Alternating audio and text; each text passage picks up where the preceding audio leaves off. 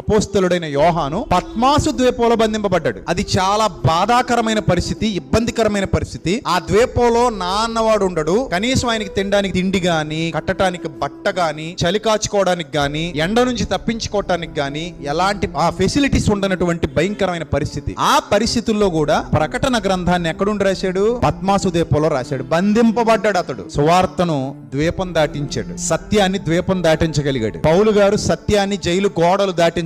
మరి మన పరిస్థితి ఏంటంటే, మనం జైల్లో లేము, అలాగని ద్వీపంలోనూ లేము. మనం చాలా హ్యాపీగా ఉన్నాం. ఆ రోజులు వేరు, ఈ రోజులు వేరు. ఆ దినాలు వేరు, ఈ దినాలు వేరు. మనకు దేవుడు ఇంత గొప్ప బ్రతికిచ్చాడు, ఇంత మంచి జీవితం ఇచ్చాడు. మన ఉద్యోగాలు మనం చేసుకుంటున్నాం, మన వ్యాపారం మనం చేసుకుంటున్నాం, మనం హ్యాపీగా ఉన్నాం, ఆనందంగా ఉన్నాం, సంతోషంగా ఉన్నాం. కానీ మనం ఎందుకు ఆ బాధ్యత తీసుకోవట్లేదు? ఇది చాలా మంది ఆలోచించాల్సినటువంటి విషయం. మనం ఆ బాధ్యత ఎందుకు తీసుకోవట్లేదు? తీసుకోవాలి. మనం కూడా మన ద్వారా ఇతరులకు సత్యాన్ని వ్యాపింపజేసే క్రమంలో ఒక జ్యోతి వలె వెలగాలి.